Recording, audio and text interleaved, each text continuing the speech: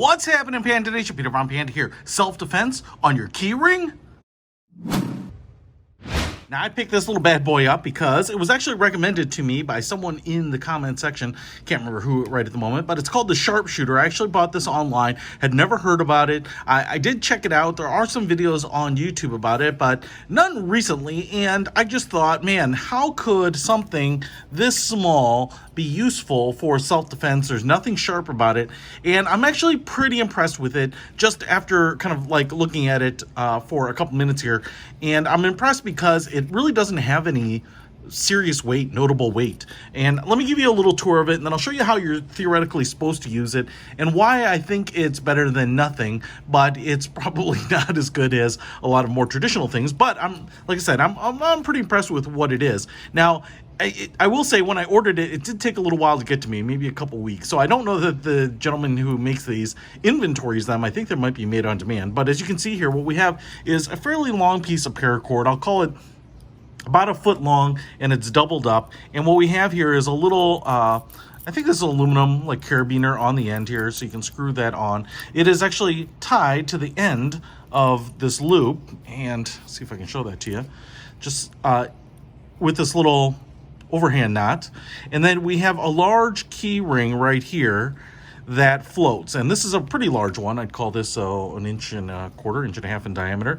And then we have this little thin, and I want to say this is maybe an aluminum tube, and it has a little bit of this I don't know, it's like a hard silicone sleeve around the outside, and that's kind of your handle. And it also slides up and down the paracord here, but we have this little rubber stopper, so I can slide this up and down. This is on there really tight. It might soften up or lighten up over time, but it does slide up and down, and then you can see it's overhand knot and then melted there.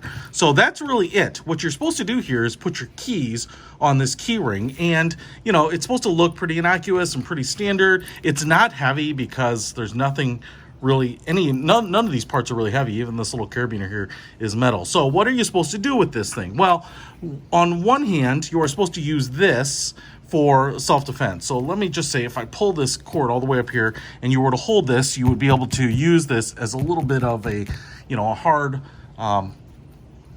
device to, use for self-defense. There's nothing, this is a little, again, rubber or polymer stopper, but it would hurt to have all that pressure concentrated in one area. The other thing you're supposed to do, and according to the instructions, you would put your middle finger through here so that you wouldn't lose control over it, and then you would be able to hold this so that it wouldn't push through your hand. So if I bang on it with like force, because it's hitting this key ring here, it wouldn't fly out of my hand. Now, like I said, that would hurt more than I think just your hand. So that's one way that this would work. The other way is that you would have keys on this end, and you would use this kind of like a whip. And so then you would have weight on that end, and you wouldn't have to worry about this flying away from you because you have a little handle. So you would, I wouldn't doubt that, and you could get some speed on this thing. And I bet with keys, you could do some damage. Now, against a person, you probably don't have to worry about the keys or whatever. You might have another metal key fob or something like that on the end here. But if you were going to break cinder blocks or beat up some wood, you might get some damage to the keys. But I am, like I said, I'm pretty impressed because I'm kind of overwhelmed at how well I think this would work based on how simple and how light and concealable this little bad boy is. So would I like to have this if I didn't have anything else? Probably. And as far as the other non-lethal or less than lethal self-defense options out there, I think this is probably one of the smallest and simplest ones. And I don't think this would get you flagged per se if you took this in areas where anything that would be construed as a self-defense item might get flagged. I'll leave it there, right? So, hey, if you want to pick this little bad boy up, I think it was $29.99. And like I said, generally I'm pretty impressed with it. And I've never had to use it, but like I said, I think it'll work. Check it out. Link in the description. Peter Von Panda.